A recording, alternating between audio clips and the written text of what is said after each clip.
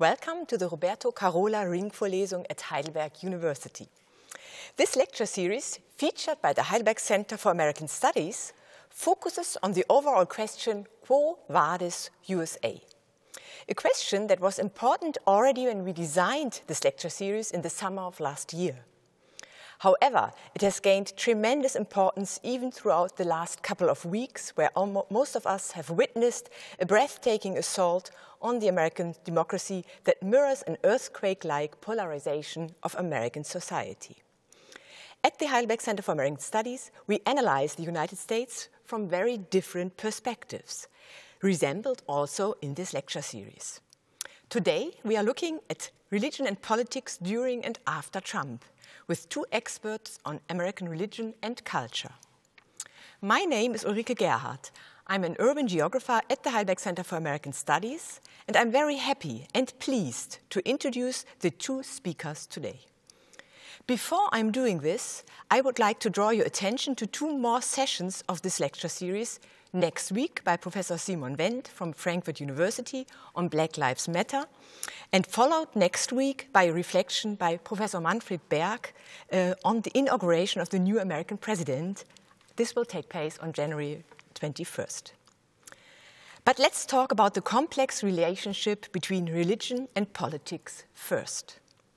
According to our two speakers, the relations between different groups of evangelist Protestants and the Republican Party will play a decisive role for American politics and the continued effect of Trumpism.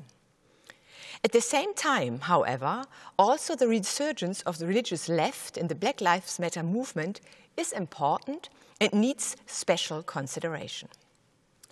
Religious freedom is essential and even plays a decisive role in the COVID-19 pandemic, as much as the Catholic faith was influential for Joe Biden's successful campaign. Why and how is that? Here we will listen to Jan Stievermann and Daniel Silliman, our two experts of the evening. Jan Stievermann is professor of the history of Christianity in the US at Heidelberg University and director of the Jonathan Edwards Center, Germany. This center is focusing on the work of Jonathan Edwards, an American revivalist preacher, philosopher, and theologian who is widely regarded as one of America's most important and original philosophical theologians.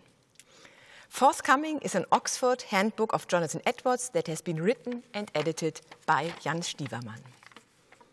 Besides this, Jan has written books and essays on a broad range of topics in the fields of American religious history and American literature, including a comprehensive study of the theology and aesthetics of Ralph Waldo Emerson.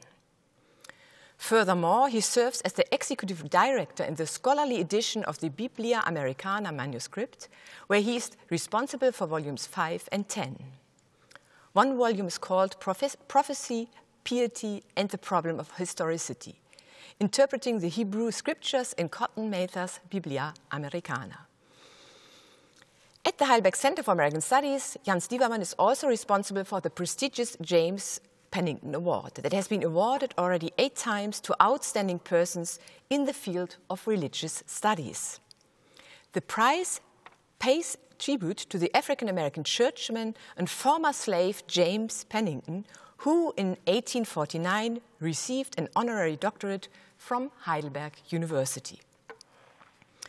Tonight, Jan Stievermann engages into a conversation with Dr. Daniel Silliman. Daniel Silliman is the news editor of Christianity Today, the most important Christian news outlet in the US today. Among many other topics, he writes on religion and American politics on a regular basis. As a journalist and historian of American religion who is very active on social media, you can easily find him on Twitter. Daniel also teaches humanities and writing at Milligan College, Kentucky. Daniel has a doctoral degree in American Studies from our Heidelberg University, where he wrote a dissertation on the history of best-selling evangelical novels. He was a teaching fellow at the University of Notre Dame and a Lilly postdoctoral fellow at Valparaiso University. The book, developed from his dissertation, is now coming out with Erdmann's under the title Reading Evangelicals. Also for Erdmann, Daniel is currently writing a religious biography of Richard Nixon. Daniel has a series of journal articles and chapters to his credit, including a forthcoming piece with church history on the founding network of neo-evangelicalism, and a chapter on evangelical publishers in religion and the marketplace in the United States. This last book is co-edited with Jan Stievermann and Philip Goff and will be published at Oxford, or has been published at Oxford University Press. So with this broad expertise, we are very much looking forward to today's talk on religion and politics in the USA. Please join me and listen to Jan Stievermann talking to Daniel Silliman. Thank you very much. All right. Welcome, everyone, and thank you for your interest in religion and politics during and after Trump. Welcome, Daniel, and a special thanks to you for joining us, and welcome back to Heidelberg. It's great to have you, if only virtually. I think we are all still very much under the impression of last week's events. We all saw those flags carried by pro-Trump rioters saying Jesus 2020 or Jesus saves. Many of them had participated in a two-day so-called Jericho march, circling government buildings to pray for Trump's victory. And people ask themselves, how is this possible? This alliance between some segments of conservative Christianity and Trump.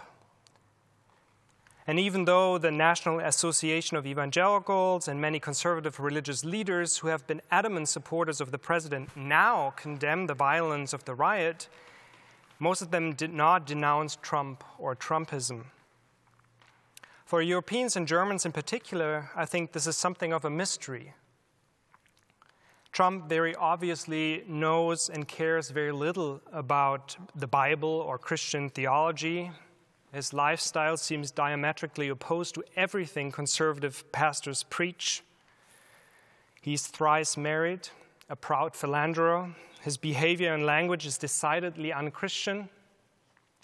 He's been accused of sexual assault, racial housing discrimination, defrauding college students, engaging in unscrupulous business dealing, and underpaying undocumented workers, and now of inciting this riot. And yet, during his campaign and presidency, he managed to rally numerous conservative Christians and church leaders behind him, such as Franklin Graham Jr. or Robert Jeffress, to just name two prominent persons here. And he also managed to build for himself a broad base of conservative religious support, especially among Protestant evangelicals, but also conservative Catholics. Over the past 4 years, we saw and read almost on a regular basis reports about the strong support Trump continued to enjoy with this constituency. And for his part, Trump very visibly embraced these groups.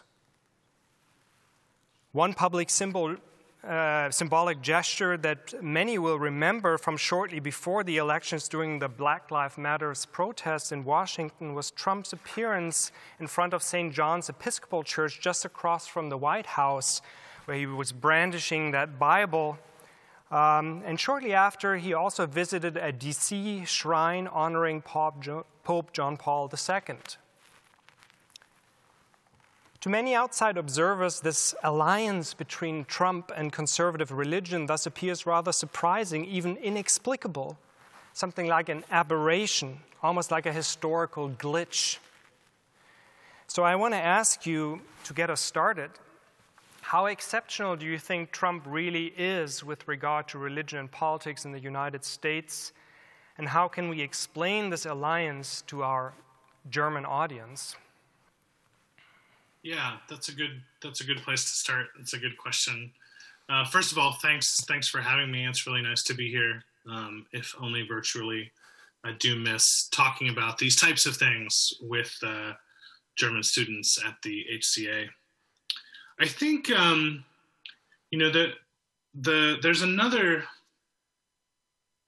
there's a way in which the most exceptional thing about white evangelical support for Trump is that it's not exceptional, which is to say that they treated him like he was any other Republican candidate. So since the 70s, really, there's been an ideological sorting in America. The parties have been much less defined by their regions and more defined by their ideology.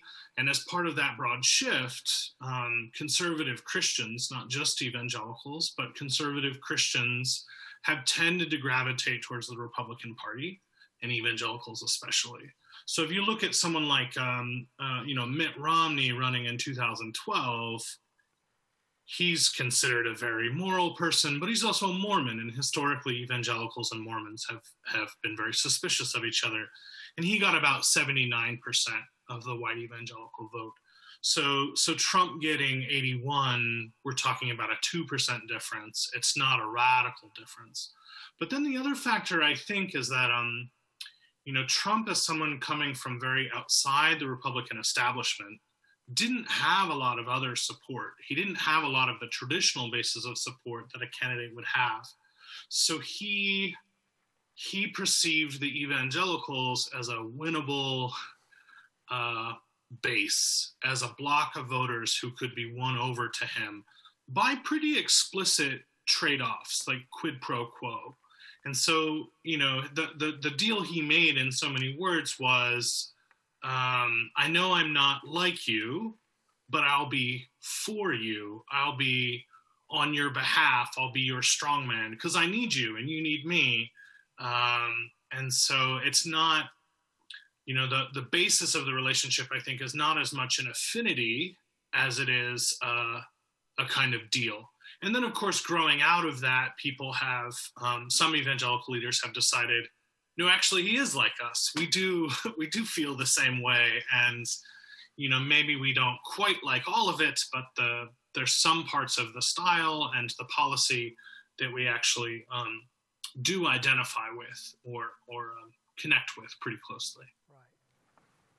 Yeah, so the point to take away here is really sort of that there's a persistent pattern, and that white evangelicals, but also conservative Catholics, chose to stick with this pattern in a way and chose to overlook all these troubling things about Trump, embracing him as an ally in the way you just described.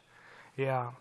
And at the same time, we shouldn't forget that politics is about wheeling and dealing and trading. And sometimes the analysis of religious people, we expect them to maybe not act in their own interests and choose the person who's going to fight for them the hardest. There is at least for a segment of the voters, a pretty rational, I don't like this guy, but he's going to be for me, so I'll support him. But yeah, it's a much longer history, and you can't understand it as something that just started in 2016. Right. It's a culmination, it's a symptom rather than a real exception.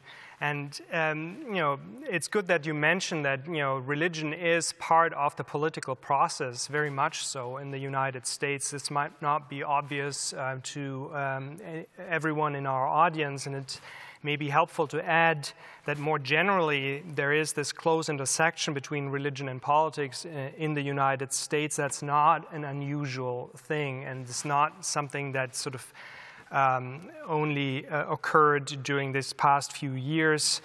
Religion traditionally has been a very significant dimension in the political life of the nation, connected, of course, with many other dimensions such as race or class.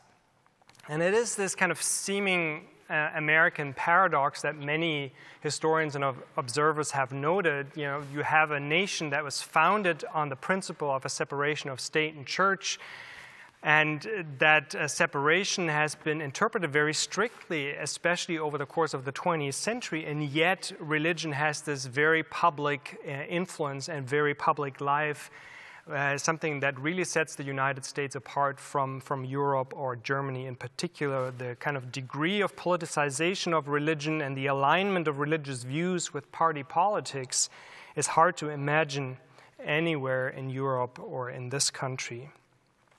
And the influence of religion on politics, I think it's important to point out, works directly and indirectly. Different religious convictions have strongly shaped and continue to shape the views and values of citizens and voters, but also of politicians, and thereby exert an indirect influence. But then there's also a direct influence on the political process through various movements, parachurch organizations, and a whole universe of lobbying organizations. That's, again, very hard to imagine in Germany, lobbying organizations that are very powerful and exert influence on both parties, but especially the Republican Party. And so religion always factors into politics and also presidential elections. But it's important to point out that it has not just worked in one direction only, not only in the direction of the Republican Party and conservative politics. Over the course of history, there were many, many different constellations, many different intersections of religion and politics. If one thinks of the New Deal or the Civil Rights Movement, there we have very different kinds of constellations in which religion, again, powerfully shaped politics. And also the religious ancestors of today's evangelicals in the 19th century were at the forefront of very progressive reform agendas. So the current alliance between evangelical Protestants and the conservative wing of the Republican Party is not God-given or a natural state of affairs. It's been there, as you said, Daniel, for almost 50 years now, but it's not a God-given or natural state of affairs. And even today, as we will talk about, the constellation is complex, as religion also factors into democratic party politics and radical reform movements on the left. Speaking of influence on both sides, what do we know at this point about the role that religion played in the outcome of this recent national election? What are sort of the numbers and the findings that we have? Yeah, this last election, it's an interesting of the kind of contingency that you're talking about and how things can be different at different moments in time. We saw the Democrats this last time talk about their own religious beliefs and appeal to voters' religious beliefs more intensely than we have in a very long time. Barack Obama, when he was running for president, would sort of occasionally reference his faith, but it wasn't a sort of centerpiece of what he was doing. And other candidates, the last Catholic that the Democrats nominated before Joe Biden was Joe Kerry, and Kerry was actually kind of afraid to talk about it. So in 2004, running against George W. Bush, he did no religious outreach at all and sort of never referenced religion. So we saw with Joe Biden's campaign the opposite tact, and there's at least some sense among Democrats and among people on the religious left that this was quite effective. The numbers aren't all in yet, so we'll have to reassess this as we have clearer exit polls and better information. But there was quite a sophisticated and serious outreach effort led by the Joe Biden campaign to get ministers to speak in different contexts, to invite religious people to share concerns that they had with the Democrats, to talk about possible ways to work together. And it was led, interestingly enough, by a young man, a 36-year-old named Josh Dixon, who is himself a white evangelical. But of course, it appealed to a lot of other groups as well. Jewish people, Muslim people, there was some Hindu outreach, and a lot, probably African-American religious groups being the most significant. I mean, if you remember back, if you were following the primary, the pivotal moment in the primary for Joe Biden was in South Carolina. And there, Black churches are the sort of most significant organizing force. So we don't totally know because all of the original exit polls were a little bit contradictory, and they didn't paint a totally clear picture But the Democrats certainly believe that speaking to people's values and their sort of moral commitments, and not sort of just saying, oh, religion, that's a conservative thing, but saying, no, we're actually religious people too.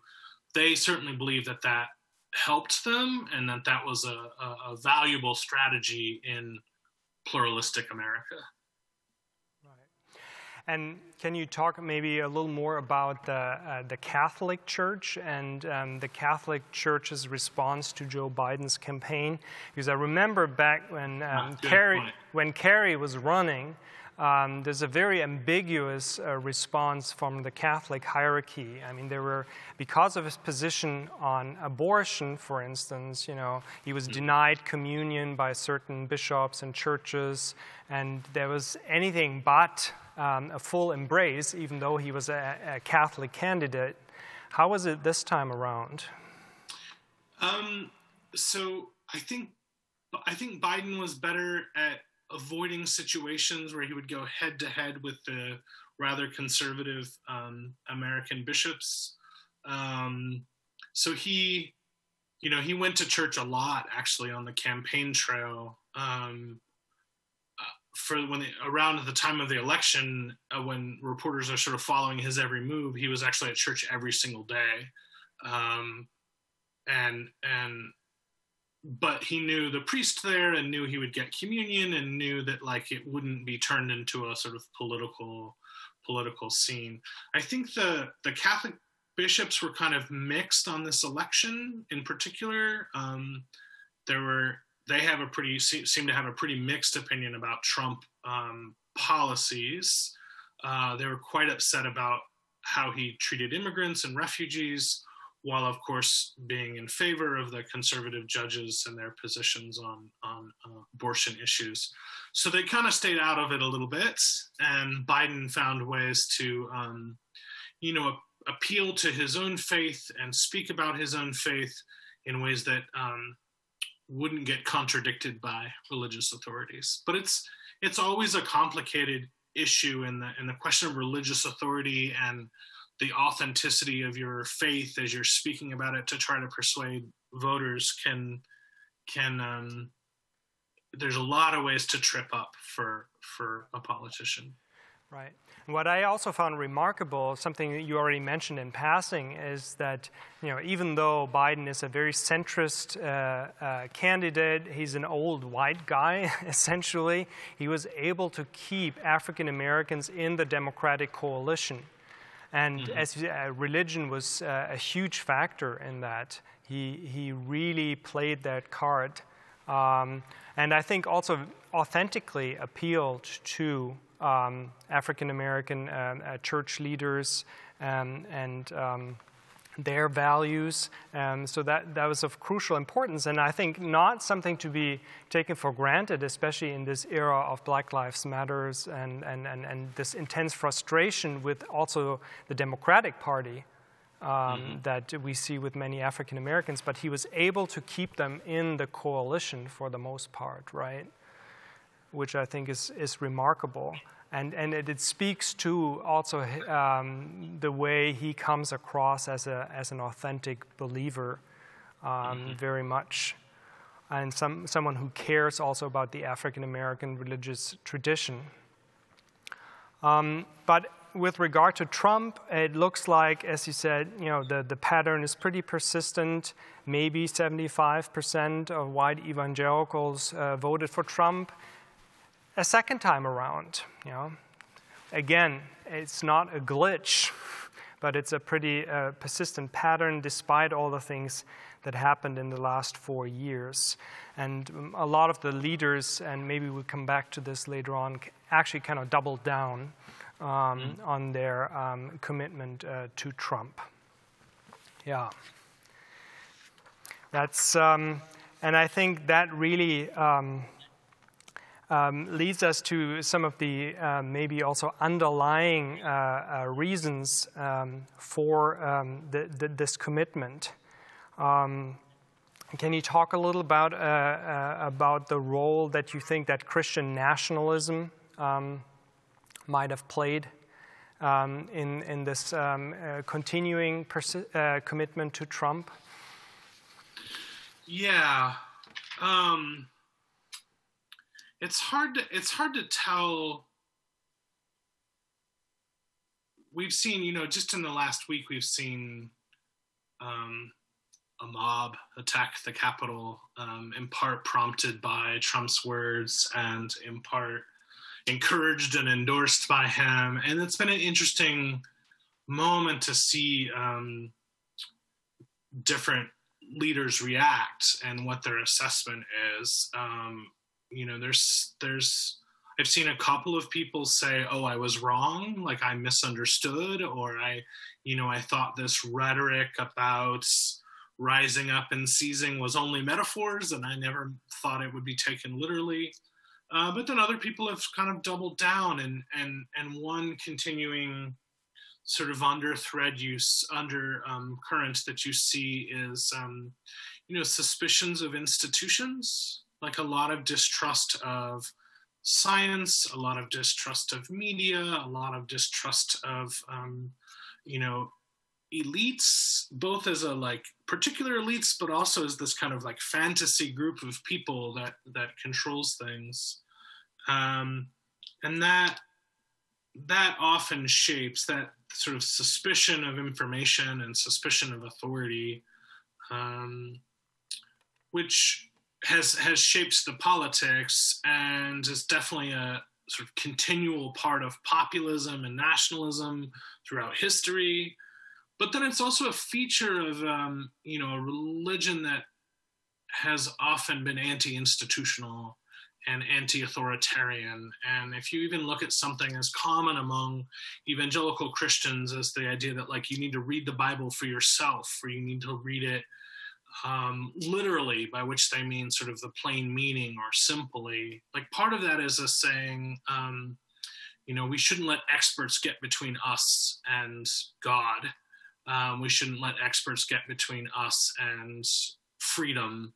And it's like the populism that Trump is selling and the evangelicalism suspicion of authorities and experts, it's not the same, but there are these moments where they mesh that I think they've fed each other in kind of key ways. And then there is this vision of an America that was once Christian, and that the notion that America was founded as a Christian nation, and that this has been taken away from people by sort of a secular elite in recent decades. I mean, I remember from last week's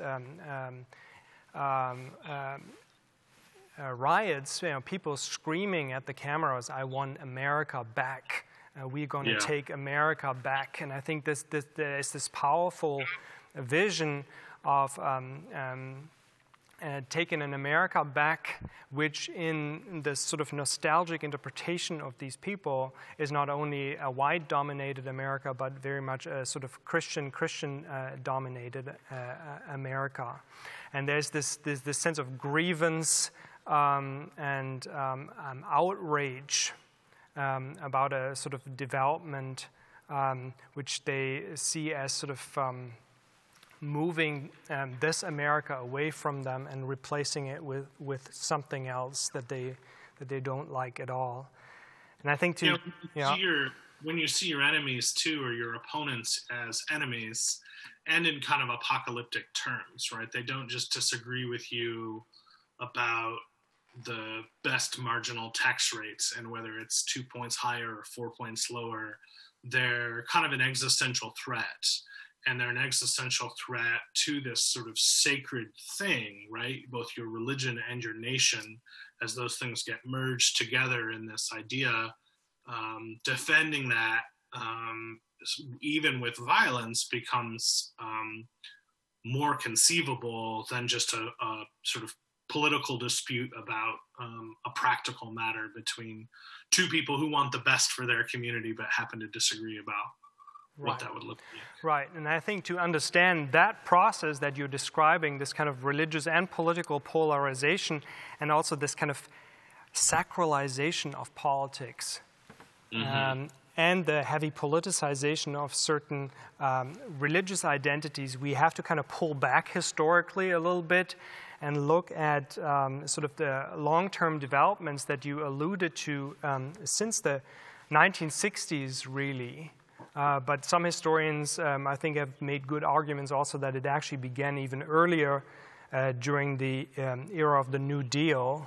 And I think there are two parts to this story that people need to understand. One part is more strictly religious and has to do with inner church conflicts and religious demographics. And the other part has to do with the larger developments in American culture, society, and politics. And I just want to take a moment and talk about this a little bit. So the part of the story that has to do with churches and religious demographics that are changing really begins with the so-called fundamentalist modernist controversy of the 1920s and 30s, when there occurred a kind of parting of ways and a hardening of boundaries between liberal and conservative Protestants.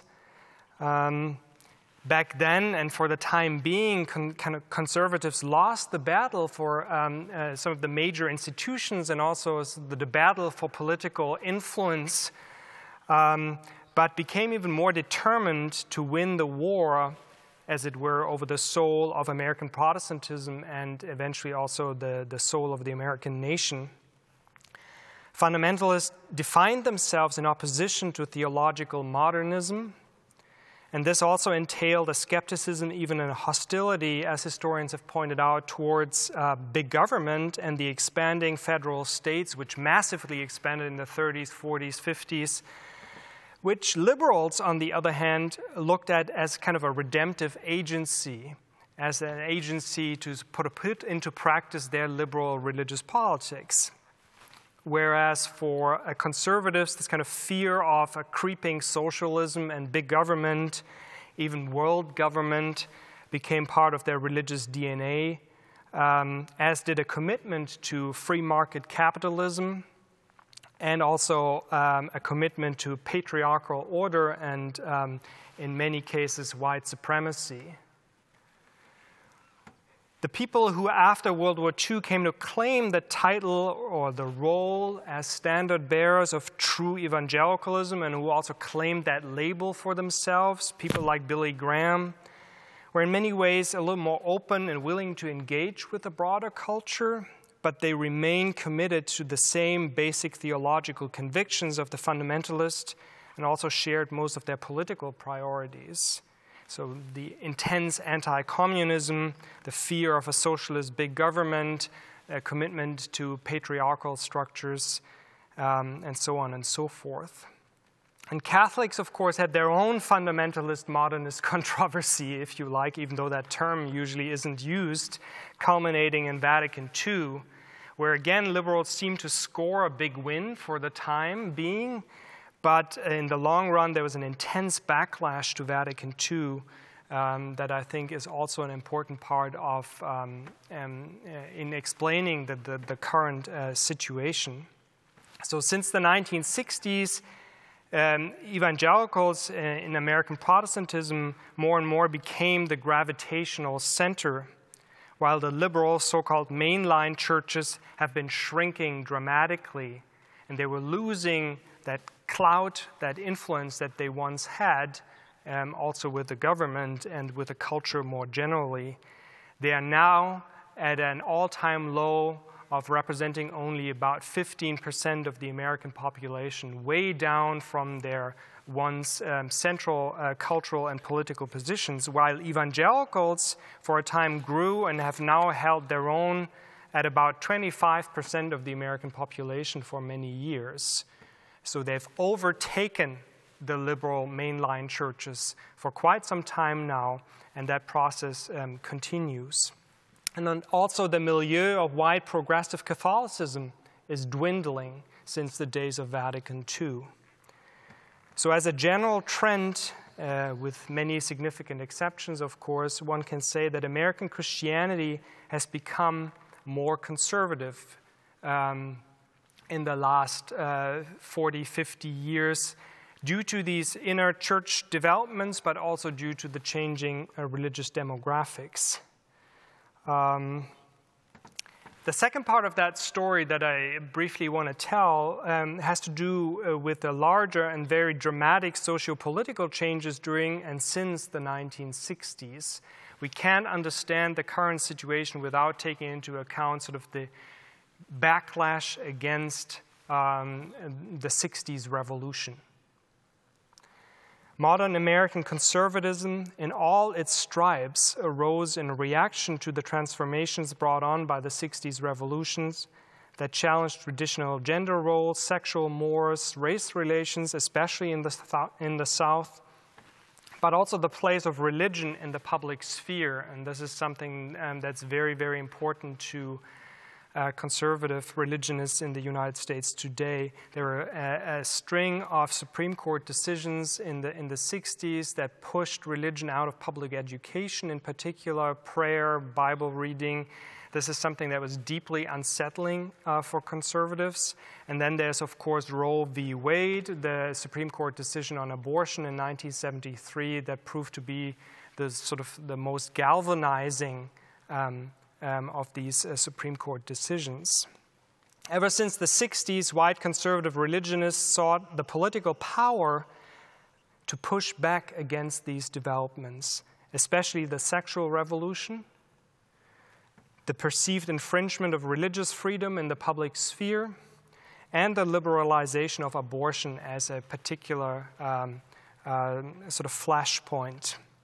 But there's also a commitment, especially in the South, to maintaining some form of white supremacy, I would argue.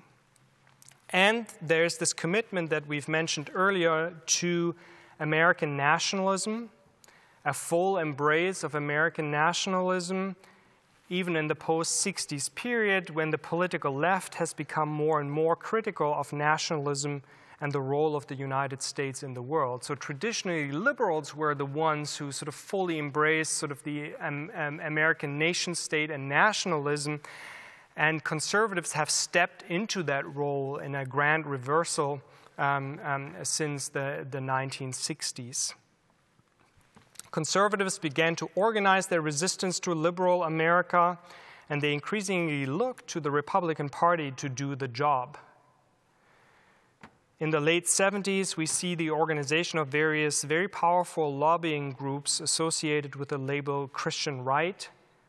And I just want to mention here Jerry Falwell's Moral Majority as the best-known organization that was trying to push the Republican Party in the direction that I was just talking about. The declared goal was to fight and win the culture wars and take back the country, or this kind of version of the country that conservatives had in mind. This narrative of taking America back has not lost any of its power since, as we just witnessed last week. It is this narrative of white Christian nationalism that is powered simultaneously by rage and fear, I would say, as well as nostalgia. And this kind of first moved into place in the late 70s, early 80s, at a time, of course, when the Republicans were undergoing a major reorientation process already and became the home of political conservatives, particularly targeting Southerners who opposed the New Order. This is the Southernization of the Republican Party, and it goes along with the Southernization of American evangelical Protestantism. And the Republican Party then discovered and especially focused on evangelical but also increasingly conservative white Catholic voters as sort of an important group sort of to tap into. And these groups had traditionally been part of the Democratic coalition, but were then sort of pulled away towards the Republican Party. And it's been, for the last 40 years or so, one of the best organized and significant voting blocs that the Republicans can consistently rely on, as we talked about. There's nothing similar, I would say, on the other end of the religious spectrum. Due to the decline of liberal mainline Protestantism, but also progressive Catholicism, but also due to a lack of similar organization and galvanization. Nevertheless, and here I would turn to you again, Daniel, this sort of highly organized religious right they went through a series of disappointments with the presidents that they helped to put into power, if we look at the last 40 years. Their first major success, or so they thought, was Ronald Reagan, and then George W. Bush,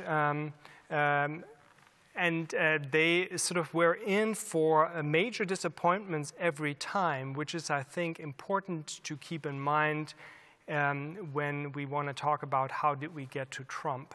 Can you talk a little bit about these disappointments that they met, even though they had helped the Republican Party to grab power sort of several times? Yeah. I mean, in some ways, that disappointment has been partly why they reacted so strongly to Trump when he's done things that, from an outside perspective, look really silly, like quote a book of the Bible and not know how it's pronounced and say 2 Corinthians instead of 2 Corinthians. Like, they saw that in some ways as a willingness to or a need for this voting bloc rather than just counting on them. Reagan disappointed them first by appointing the first woman to the Supreme Court, Sandra Day O'Connor, and she goes on to support abortion rights for women. This is a major issue for evangelicals, and they are a major reason that Reagan got elected. And then he went against their wishes, without even really talking to them about it. It wasn't like he got them in a room and said, "I'm really sorry, guys." He just did it. And then you hear with Bush too. I mean, in modern presidential politics, George W. Bush, the second Bush, is himself an evangelical and is more closely identified with evangelicalism than any other Republican. And yet he doesn't spend a lot of time courting their opinion. He doesn't invite them to the White House very often. They feel kind of like shut out or dismissed for the most part.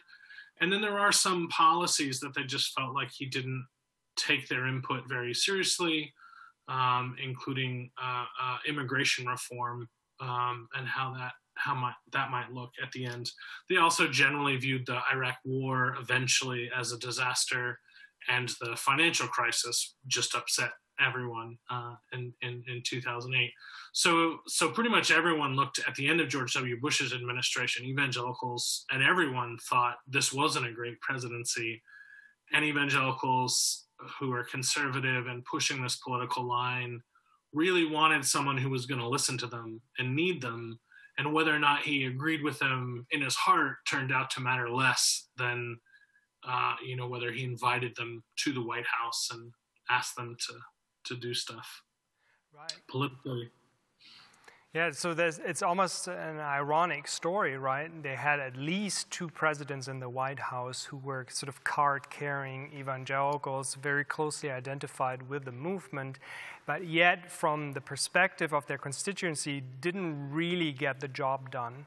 They didn't get the constitutional amendments through Congress on abortion and many other things that evangelicals kind of dreamed of, and also conservative Catholics. And I think this has also led to an increasing desire for something like a strongman. You used that term before. A strongman, and they wouldn't really care now whether that strongman was sort of authentically evangelical or otherwise religious, as long as he would get the job done, and as long as he would sort of give them what they had dreamed of for such a long time, this kind of conservative revolution that would give them the country back. And in some ways, you can say that Trump did deliver in a very quid pro quo fashion, as you said. And the most important things were the 2 Supreme Court judges, Brett Kavanaugh and before him Neil Gorsuch, but also something close to 200 federal judges whom he appointed, mostly conservative judges. And the hope, of course, of conservative religionists is that these judges will, in the long run, affect a kind of conservative transformation of America along the lines that they had dreamed of for close to 40 years. You know? And I think this is something that sort of made a lot of religious leaders, but also ordinary conservative Christians, overlook many of the things that seem so blatantly unchristian about Trump. As For sure. Getting the kind of the job done and delivering. And Trump has also made very sure that people would see that and remember that. I mean, just before the election, in an interview with Sean Spicer, Trump said it. He emphasized how much he had done, quote unquote, for religion, pointing to the judges, but also pointing to a few other things where he had sort of pushed their agenda on religious freedom in particular. But are there also critics, I want to ask you, from within the ranks of conservative Christian churches, but also from other segments of the religious landscape? Can you talk a little bit about the lay of the land there? Yeah, there are definitely critics. I mean, first of all, from my vantage point, the most interesting group of critics is actually the evangelicals who criticize him, even white evangelicals who criticize him. And the magazine that I work for a year ago, a little more now, published an editorial, the official position of the magazine, that he should be removed from office either by impeachment or some other, or through the election. Sort of weren't so specific about the means, but so that's a white evangelical position. And, from the beginning, you saw a group sometimes called Never Trumpers who said, no, matters of character actually really do matter. And you can't just ignore these things because he agrees with you on policy. You need someone of upstanding character, and that's important. You've also seen a lot of, I don't know about a lot, there's a notable group of evangelicals who also, really tried to be not political, at least in their public ministry. They probably voted or whatever, but they didn't see it as their job to speak out on politics. And as Trump has undermined some democratic norms and been, outrageous or offensive in different ways, they've been moved to kind of speak. I think the most notable of these is probably Beth Moore, who's a woman in the Southern Baptist Church who teaches Bible mostly to other women. And starting a couple of years ago, she started getting really outspoken in a way that she hadn't before. But of course, it's also, the political landscape is much broader than evangelicals. And there has really been a push in the last couple of years for other people to say, wait, you don't own religion. When Trump says, I've been good for religion, they're like, well, maybe you're good for this little group of people, but religion is actually much broader than that. Or at one point Trump said, if you elect the Democrats, they'll hurt God, which they said, well, actually presidents can't hurt God. God is going to be fine. But two, evangelicals don't own God. There's actually a much broader people. A really notable example of this is William Barber with the Poor People's Campaign. He's a Black minister, very much in the Martin Luther King tradition and the Poor People's Campaign, and taking these sort of social issues and the sort of message of the Old Testament prophets that God takes the side of the poor and the oppressed, and saying, that's where we need to focus our energy, that tax cuts is not a biblical mandate, but caring for widows and orphans and poor people and refugees is a biblical mandate. And we just saw a really notable example of this in the election in Georgia, when Raphael Warnock won the very first Black man to be elected to Senate in the state of Georgia. And he is a pastor at Martin Luther King Jr.'s historic church, Ebenezer Baptist Church in Atlanta. And he's actually planning to continue preaching. So he'll fly from DC back to Atlanta every weekend during sessions to continue preaching. So you do see this kind of one, criticism of the right from religious and moral standpoints, and two, this sort of new or renewed effort, maybe not to organize a bloc called the religious left, but to claim some of the religious rhetoric in the public square and some of the authority of God and the Bible and Christianity when we debate these kinds of issues. Right. And certainly, I mean, the mainline liberal Protestant churches have come out in very strong and unambiguous criticism of Trump from the very beginning, and they've been outraged by what happened last week. There's an official letter that's been published by the National Council of Churches, which is the body that represents the mainline liberal churches in the United States, condemning in no uncertain terms what has happened and demanding for Trump to step down. Also, this didn't get very much media coverage, but when Trump took that photo op at St. John's Church, which we talked about earlier, the minister who, the Episcopal priest who presides over that church, the Right Reverend Marion Budde, actually very heavily criticized Trump for doing this, and she sort of protested,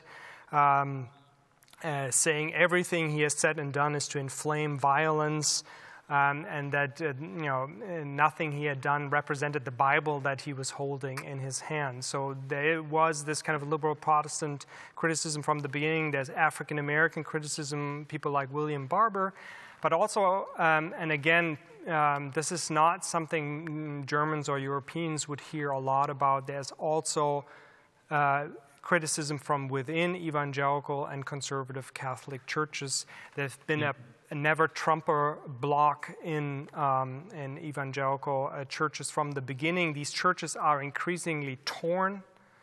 Even the largest one of them, the Southern Baptist Convention, is very torn over this question.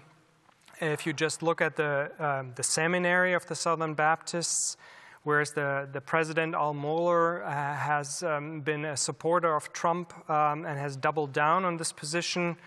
The Ethics and the Religious Liberty Commission president, Russell Moore, has been a never-Trumper since 2016 and has now called for Trump's resignation. So there are debates. It's not a monolithic bloc, or it's not the kind of monolithic bloc that we often see from over here. To add to that, Jan, I think that's exactly right. But to add to it, I think one of the largest things that's missed from sort of main media coverage and from a little bit of remove is the non-white evangelicals. Right. We tend to, in politics, just talk about white evangelicals. But, I recently found a study that showed that mega churches, the sort of largest churches, more than half of them are now multiracial.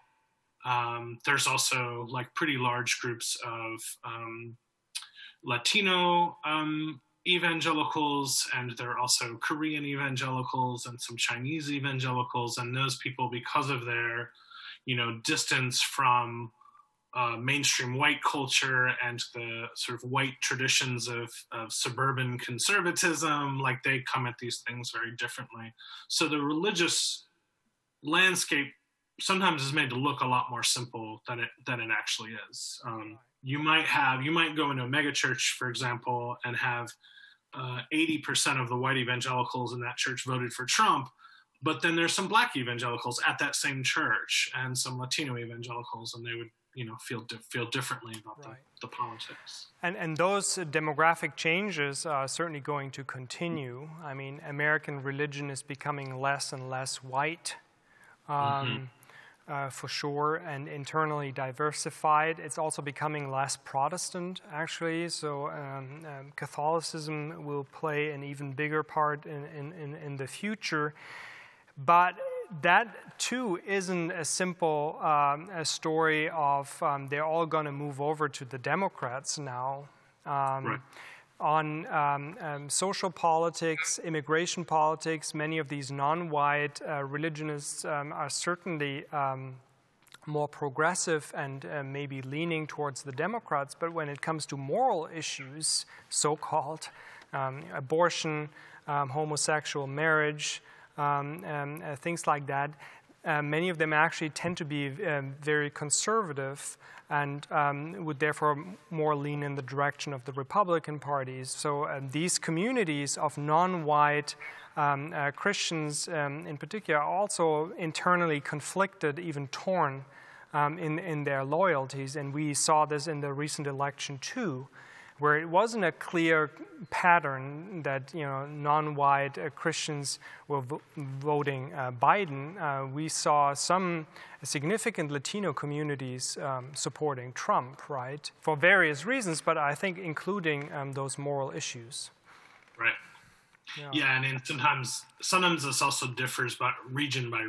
So, religious Hispanics in Florida voted differently than religious Hispanics in California or Arizona. So right. But I think with regard to what are still the largest in evangelical churches, Southern Baptist and a few others, and looking at their leaders and the way they have mostly doubled down now, and some, while condemning the riots, still defend Trump and Trumpism. It seems to me that we're not going to see a major change from them anytime soon. I think that coalition will still hold. And actually, some historians and commentators are wondering whether these groups and their leaders aren't at some kind of a crossroads right now, where they are experiencing what Philip Gorski has called an autocratic temptation. So the question that they're facing now is, will they go all the way with the way that Trump has led them, or will they maybe turn around? What are your thoughts on that? This sort of autocratic temptation, white evangelicalism in particular, at the crossroads. Where do you think they will go? Yeah, it's hard to tell. I think don't want to make any bold predictions, but it seems to me that there's either a couple of paths that are possible. One question is about the sort of name evangelical, and if more of the people who are for Trump and are more political and more comfortable with politics kind of have a firm claim on that identity, that might cause younger people or less political people to kind of abandon it. And then you might see a decline, gradual, not won't be next election, but you might see a decline as that historic block of voters get smaller and older. And there's sort of one narrative of the future where the polarization continues and people get further and further apart. But another option is actually a sort of along the lines of the increasing polarization. In some ways, the polarization that we see is especially acute if you're talking about polarization of white people. And once white people stop being quite so dominant, you might see more diversity. You could see a future with a group of Black conservatives who are different than some of the Black Lives Matter people, or you could see, you know, a more multicultural, multi-ethnic group of evangelicals. I do think that on the left right now there is a push to embrace religious diversity and not just be kind of a secular left, but also allow more space for, you know, people like Alexandria Ocasio-Cortez, who is a democratic socialist, but also pretty open about her Catholic commitments and her religious identity. You wouldn't have seen that 20 years ago. Now I think we're seeing more of that. So one option, I think, in the future is more polarization. The other option is more diversity and sort of a wider range and a kind of breaking up of some of the blocks that we have right now. I don't know, we'll see. But those seem to me the most possible paths. And one trend that is very likely to continue is the rise of the so-called nones, right? These are people without any religious affiliation, which is actually the fastest growing group in America's religious or non-religious demographics. They are now at a 25% all-time high. And they're mostly voting Democratic, and that is going to pose a big challenge to the Democratic Party to hold that coalition together of progressive religious people,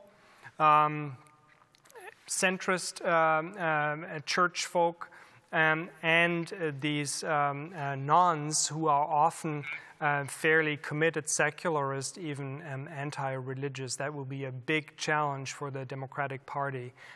Yeah, and when you have a party that is really just unified around not liking Trump and doesn't agree on something like the Green New Deal, that can be quite a political challenge, especially when Trump is not the nominee next time or the time after that. So yeah, it's hard to see the future. That's why we tend to do history. Right. Yes, Daniel, we are almost out of time. It was fantastic talking to you about these things. Thank you so much for joining us. Thank you for your insight.